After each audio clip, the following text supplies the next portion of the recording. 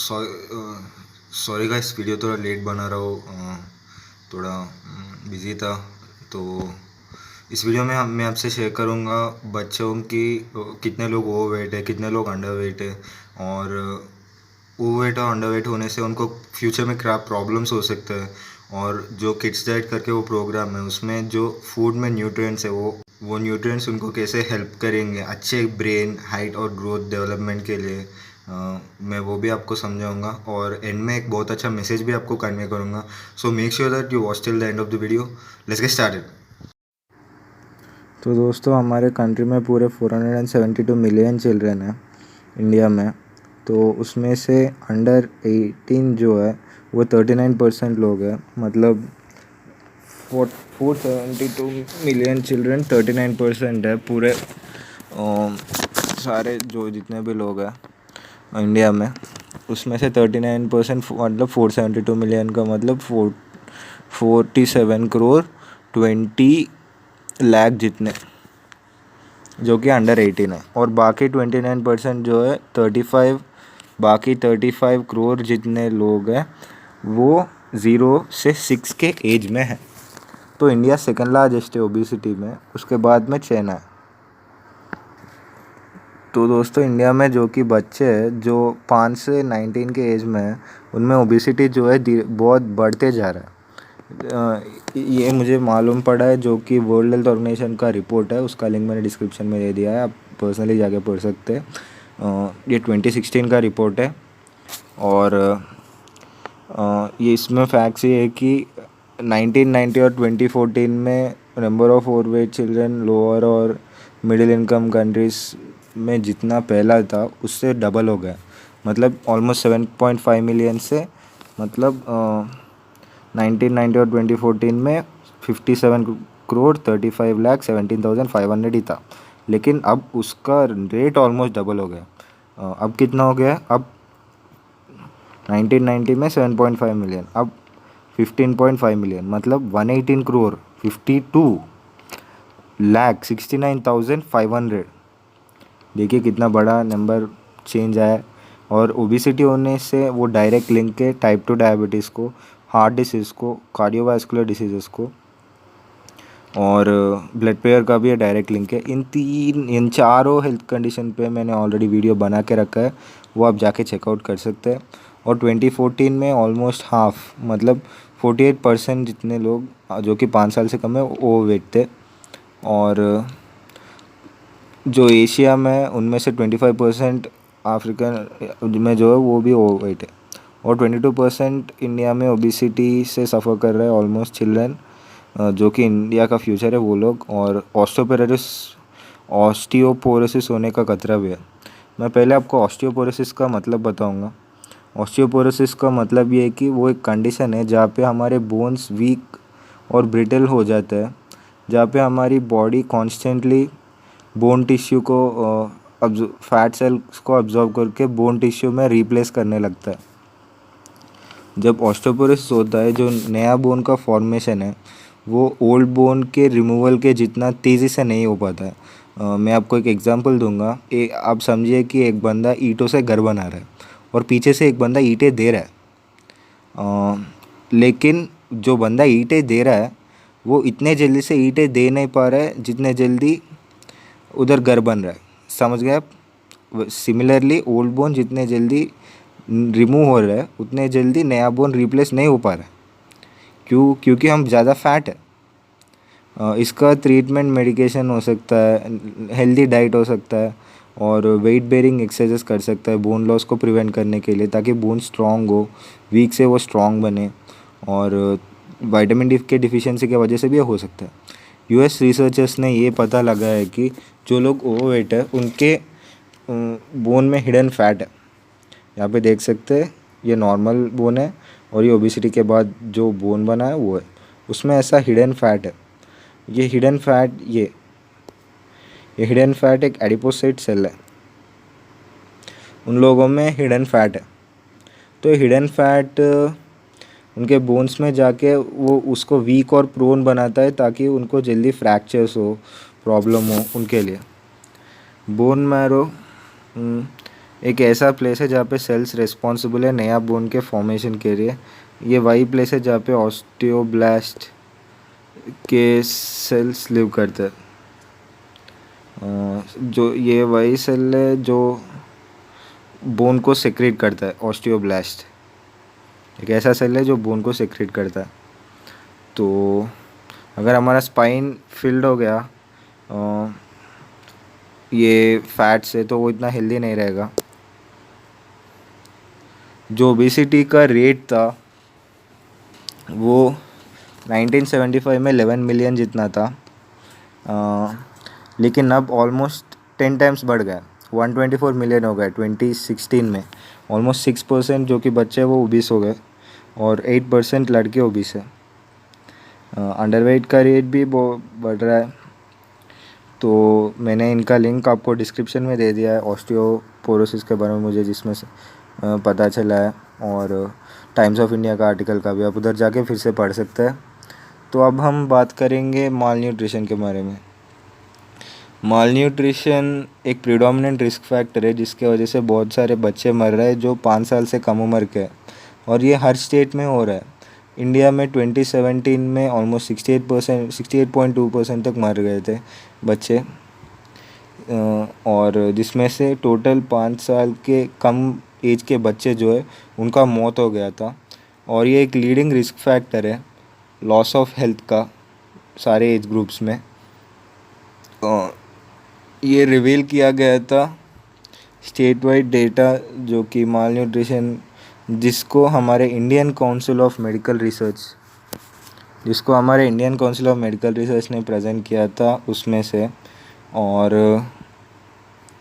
ये public health foundation of India में से भी दिया गया है, public health foundation of India यहाँ से भी, और हमारे नेशनल इंस्टीट्यूट ऑफ न्यूट्रिशन में से भी हमें इंफॉर्मेशन जो कि है ये मालूम पड़ा है।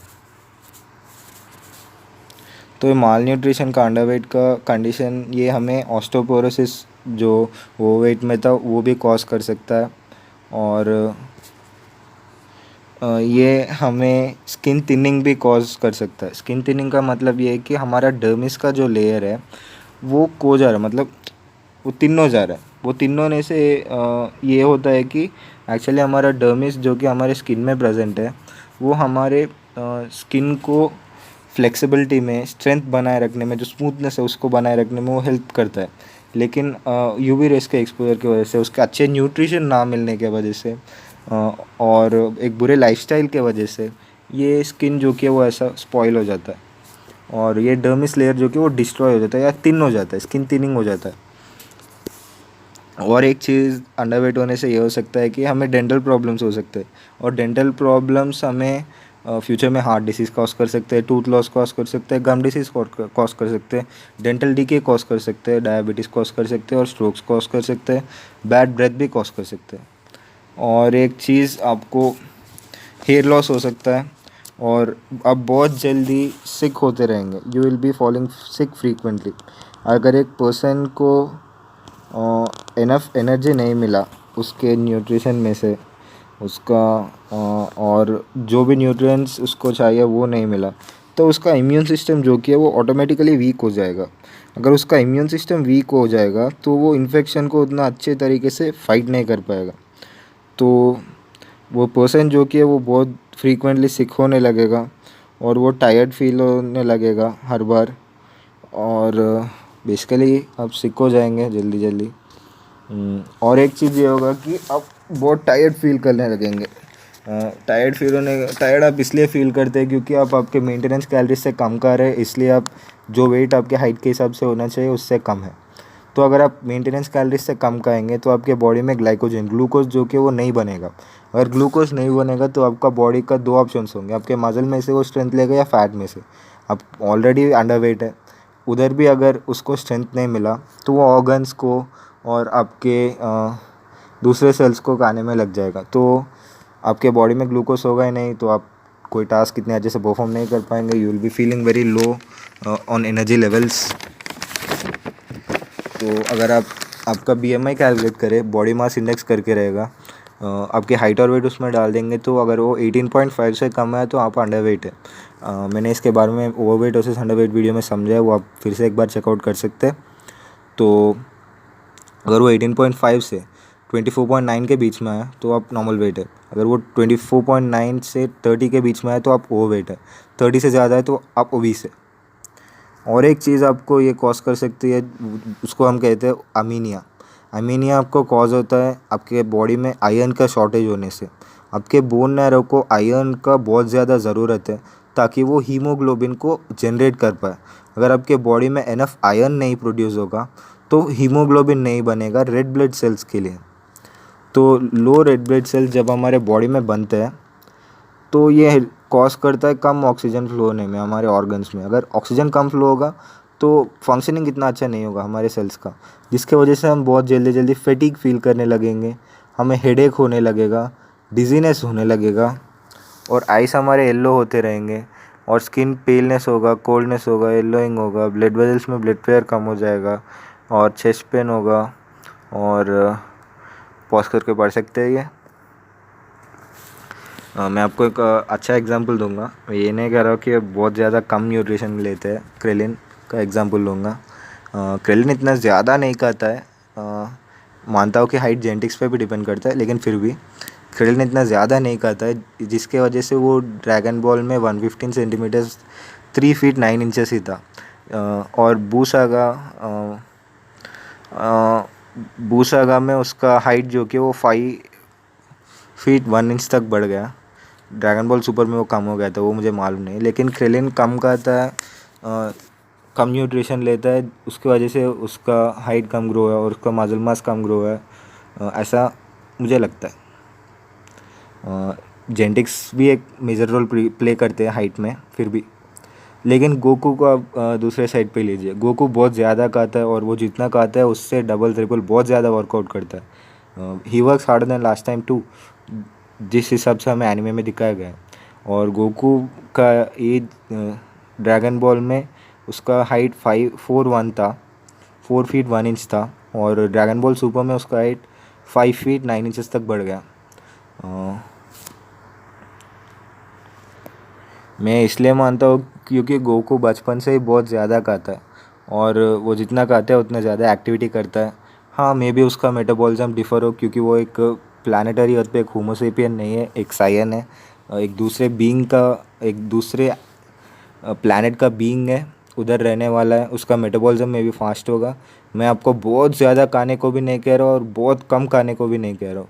आपके न्यूट्रिशन प्लान में जो है वो आप उतना का है। अगर आपका एज 12 से ज़्यादा है तो आप एक बार मेरे overweight versus underweight video check करें और आपका गोल पिक करें, मेंटेनेंस हो जो भी हो, और आपको जितना आपका नॉर्मल वेट मेंटेन करने के लिए से आप उतना का है। अगर आपका गोल वेट गेन हो तो ज़्यादा का है, वेट कम करना हो तो कम का है। तो बेसिकली मैं आपको किड्स डाइट में बच्चों को क्या खाना है उसके बारे में आपको अब इन्फॉर्मेशन दूंगा। तो गुरुमान सर ने जो मील प्लान बनाया, जो किड्स डाइट करके उन्होंने बनाया था, उसमें जो 2 से 12 ईयर्स के बच्चों के लिए ब्रेन डेवलपमेंट के लिए, हाइट डेवलपमेंट के लिए और उनके मसल और बोन डेवलपमेंट के लिए इम्पोर्टेंट है, जो उन्होंने डाइट प्लान दिया है। उसके बारे में उन्होंने उनके न्यूट्रिशन ई बुक है, उसका लिंक मैं आपको डिस्क्रिप्शन में दे दूँगा और न्यूट्रिशन का वीडियोस भी दे दूँगा डिस्क्रिप्शन में। और गुरुमान सर एक सर्टिफाइड न्यूट्रिशनिस्ट है, उनके डिग्रीज आप जाके उनके वेबसाइट पे चेकआउट कर सकते हैं। मैंने ऑलरेडी बहुत बार बोल दिया है ये सारी चीज़ें। तो इस डाइट प्लान को मैं आपको एक्सप्लेन करूँगा, मतलब कौन सा न्यूट्रिएंट कौन सा चीज़ के लिए आपको हेल्प करेगा, जो गुरुमान सर ने इस PDF में थोड़ी चीज़ें मेंशन नहीं किए थे। गुरुमान सर का मील 1 में उन्होंने ये खाने को बोला है 2 स्लाइस होल व्हीट ब्रेड और उसके साथ हाफ बनाना और उसमें 1 to 2 स्पून पीनट बटर है और 1 ग्लास मिल्क। आपको होल व्हीट ब्रेड से आपको विटामिन बी मिलेगा। विटामिन बी का डायरेक्ट इम्पैक्ट रहता है आपके एनर्जी लेवल्स में। विटामिन बी आपको डायरेक्ट इम्पैक्ट लेता है आपके एनर्जी लेवल्स को बढ़ाने में। जैसा कि आप यहाँ पे देख सकते हैं, गोटेंक्स के एनर्जी लेवल जैसे बढ़ रहे हैं ऐसे आपके एनर्जी लेवल्स बढ़ेंगे और आपका ब्रेन डेवलपमेंट और ब्रेन फंक्शनिंग जो कि है वो भी और अच्छे तरह से होने लगेगा। जैसा कि आप पे डेकू बहुत ज़्यादा पढ़ रहा है, आप भी और अच्छे तरह से पढ़ पाएंगे, या आप जिस भी चीज़ पे कॉन्सेंट्रेट करना चाहते हैं, फोकस करना चाहते हैं, उसमें आपको और अच्छे तरह से हेल्प होगा। और आपके सेल में जो भी मेटाबॉलिक रिएक्शंस रहते हैं प्रोटीन को अमीनो एसिड में कन्वर्ट करने में, उसको एसिटाइल कोएंजाइम में और ऑक्सोएसिलेटेट में और ग्लूकोज को पायरुवेट में कन्वर्ट करने में, फैट्स को लिपिड्स फैटी एसिड्स में कन्वर्ट करने में, उसमें भी आपको हेल्प होगा होल व्हीट ब्रेड से। और एक इंग्रेडिएंट जो कि आपको मिलेगा पीनट या पीनट बटर में से, वो है विटामिन ई। विटामिन ई एक फैट सॉल्युबल न्यूट्रिएंट है जो एंटीऑक्सीडेंट के तरह एक्ट करता है और हमारे बॉडी में से फ्री रेडिकल्स को रिमूव करने में हेल्प करता है। ऐसे आपके बॉडी में से फ्री रेडिकल्स को रिमूव करने के लिए आपका विटामिन ई जो कि है वो हेल्प करता है। और ये फॉर्म तब होता है जब हमारी बॉडी फूड खाता है और उसमें से एनर्जी लेता है। और विटामिन डी रहता है जो आपके बनाना में से आपको मिलता है। विटामिन डी आपके बोन्स को स्ट्रॉन्ग रखने में हेल्प करता है। कैल्शियम और फॉस्फेट रहते हैं, बोन्स और टीथ को स्ट्रॉन्ग रखने में हेल्प करते हैं। और विटामिन के जो कि है उसमें से आपको विटामिन के से आपको प्रोथ्रोम्बिन मिलता है। प्रोथ्रोम्बिन क्या करता है कि जब भी आपको कुछ चोट लगता है तो आपके बॉडी में से ऐसे रेड ब्लड सेल्स बाहर निकल जाते हैं। तो ये प्रोथ्रोम्बिन एक एक्टिवेशन हार्मोन है जो कि प्लेटलेट्स और ये सारे फाइब्रिन्स को स्ट्रैंड बनाता है ताकि उधर एक क्लॉट टाइप फॉर्म हो, जिसके बारे में मैंने 12th में पढ़ा था। क्लॉट टाइप फॉर्म हो ताकि हमारे बॉडी ब्लड को लीक होने से प्रिवेंट कर सके। ये प्रोथ्रोम्बिन जो कि मेन एक्टिवेटर है, मेन एंजाइम है, इसको प्रोड्यूस करने में विटामिन के हेल्प करता है। और विटामिन डी आपको बोन्स और टीथ के लिए, विटामिन ए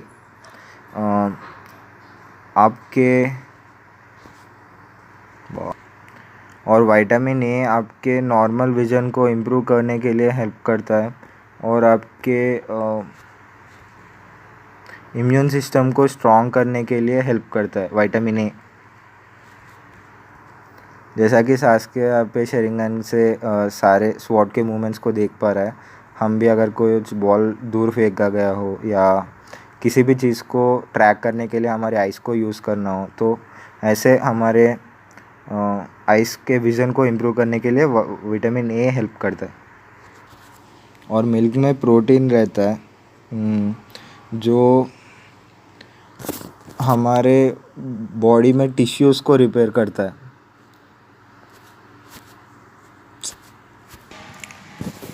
तो दोस्तों, प्रोटीन जो कि है हमारे टिश्यूज़ को रिपेयर करता है। जैसे आप यहाँ पे देख सकते हो, ओवरऑल के टिश्यूज़ रिपेयर हो रहे हैं। इतना जो स्पीड में नहीं होगा लेकिन रिकवर ज़रूर होगा। और एंजाइम्स बनाता है, हार्मोन्स और बॉडी में केमिकल्स को बनाता है। यह प्रोटीन जो कि है बिल्डिंग ब्लॉक्स ऑफ मसल है। कार्टिलेज और स्किन और ब्लड को भी ये रीबिल्ड करता है। तो दूध से प्रोटीन ही नहीं, बहुत सारी चीज़ें मिलती है, लेकिन मैंने यहाँ पे थोड़ी न्यूट्रिएंट्स को कवर किया है। और मील नंबर 2 जो कि इन्होंने गुडमान सर ने बताया, ऑलमोस्ट 9 से 10 के बीच में लेना होगा, मे बी 11-12 वो टाइम में भी ले सकते हैं। इसमें उन्होंने दिया था चिकपीस और उसमें किडनी बीन्स, उसको ग्राइंड करके उसमें ऑलिव ऑयल थोड़ा सा डाल के स्नैक जैसा, और थोड़ा सा कैरेट और थोड़ा सा गाजर, कीरा, और उसमें 4 से 5 क्रैकर बिस्किट। चिकपीस में हमारे आयरन और जिंक है। आयरन जो कि बहुत इम्पॉर्टेंट है प्रॉपर फंक्शनिंग के लिए, जो सेल्स हमारे बॉडी में प्रेजेंट है। आयरन का मेन रोल होता है कि वो ऑक्सीजन को हमारे ब्लड के सेल्स और टिश्यूज़ तक कैरी कर पाए। आयरन और जिंक का यही है। और कैरेट और कीरा ऐसा करते हैं कि हमारे बॉडी में इम्यूनिटी को बूस्ट करते हैं, एंटी एजिंग है और एंटीऑक्सीडेंट है।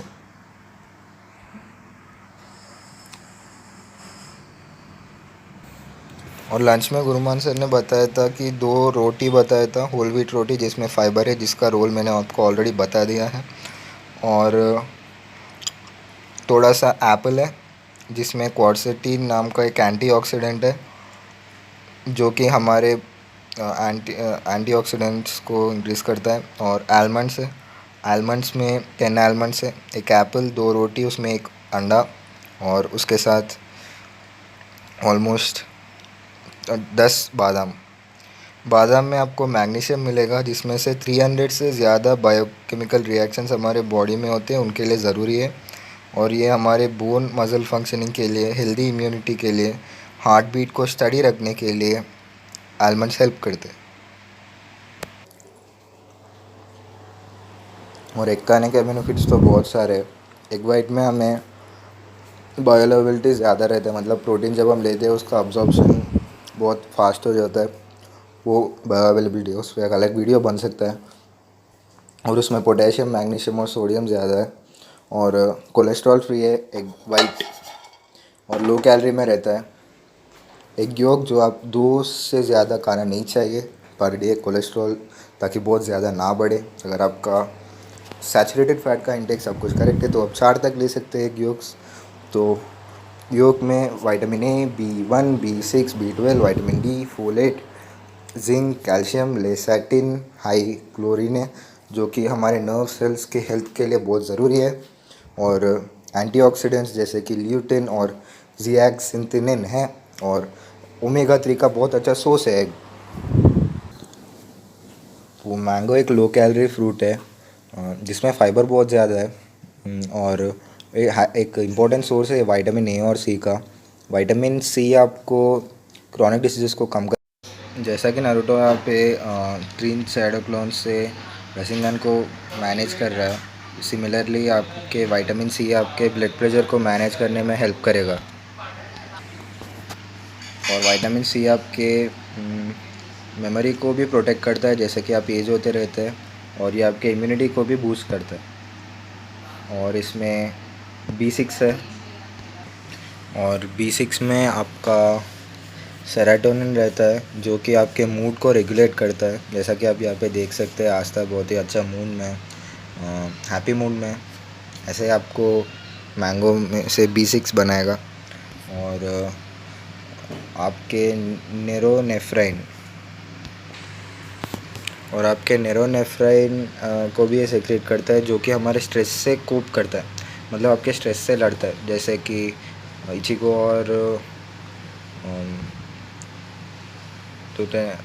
और एक और सोल रिपर फाइट कर रहा है स्ट्रेस में आके, रुकिया उन लोगों को कोप कर रहा है सिमिलरली वैसे ही। और ये फाइनल मील आपका डिनर मील है। ये डिनर मील में आपका ब्राउन राइस है और थोड़ा सा रेड बेल पेपर है। उसके साथ कैरेट है। कैरेट के साथ आपका ऑनियन है और टमाटो है। इसमें रेड बेल पेपर जो है वो आपके स्किन के ग्लो के लिए हेल्प करता है। और कॉलीफ्लावर है, इसमें विटामिन सी भी है। तो यही था दोस्तों जो मैंने ये न्यूट्रिएंट्स के बारे में रिसर्च करके जो आपको बताया था। तो अब एक बार गुलमान सर के वो PDF चेक कर लेते हैं।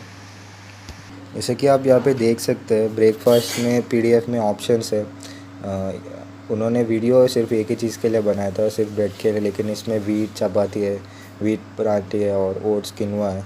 और स्प्रेड करने के लिए आलमंड बटर या पीनट बटर डाल सकते हैं। और फ्रूट भी 3 फ्रूट्स के ऑप्शन है, बनाना, मैंगो और ब्लूबेरी से। मिल्क में भी ऑप्शंस है, आलमंड मिल्क या कोकोनट मिल्क या दूसरे ऑप्शंस भी है, इंस्ट्रक्शंस भी है। मील 2 में बीन चूज़ कर सकते हैं, ग्राबेंजो बीन्स या ब्लैक बीन्स या किडनी बीन्स। फ्रूट में भी ऑप्शंस है और नट्स में भी ऑप्शंस है।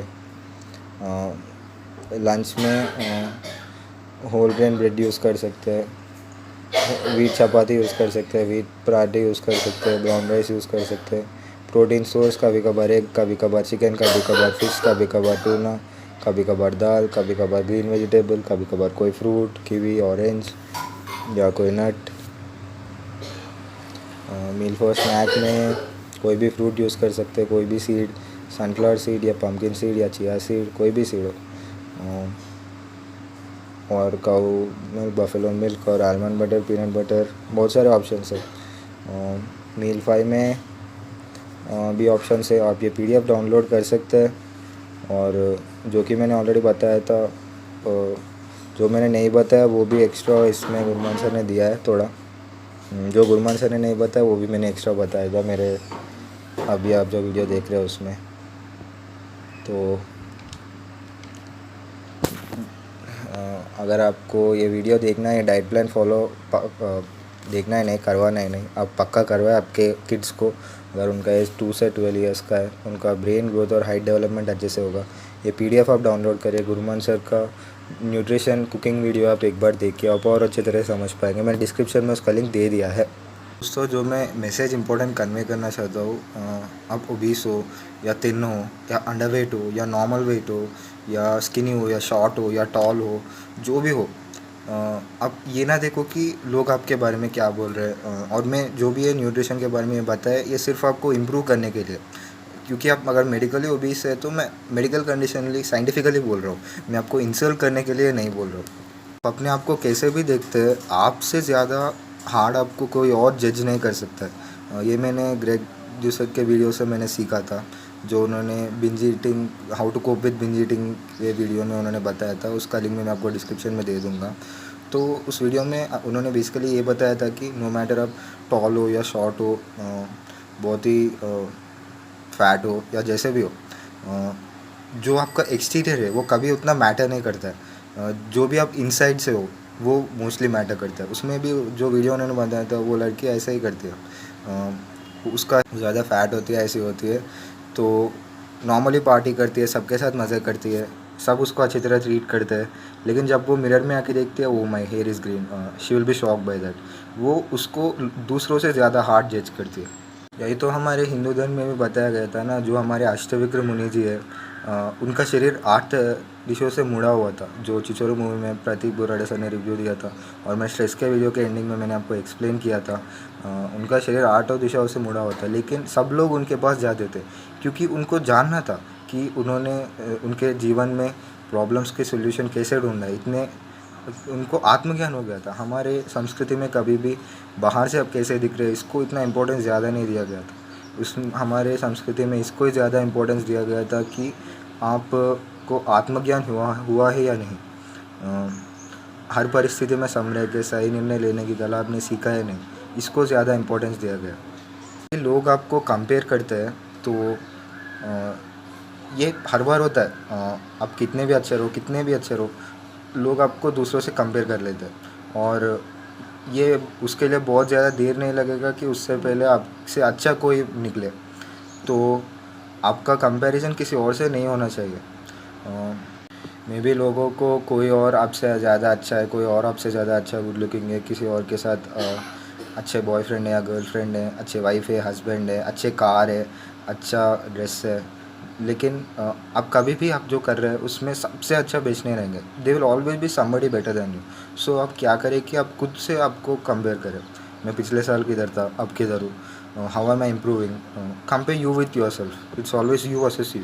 बेसिकली मैं ये कहना चाहता हूँ कि लोग क्या सोच रहे हैं आप ना सोचें, आपकी इंट्यूशन क्या बोल रही है। It doesn't matter if the whole world doesn't love yourself first, that's the most important thing. आप खुद को प्यार करें, take care of yourself, you are the most important thing for you, so take care of yourself। and कोई और आपको जज कर रहा है उसके बेसिस पे आप आपका जीवन ना जिए, और कोई और आपको जज कर रहा है इससे आप डरना नहीं चाहिए आपको। और आपका इंट्यूशन क्या बोल रहा है, आप अंदर से कैसे फील करते हैं, वो ज़्यादा मैटर करता है। सो ये याद रखिएगा दोस्तों। तो दैट्स इट दोस्तों। डाइट प्लान जो भी अच्छी तरह फॉलो करें, जो मैंने बोला है वो याद रखें। मे बी मैंने जो भी बोला है आपको फ्यूचर में हेल्प हो। सो that's it guys for this video. Thanks for watching. Take care.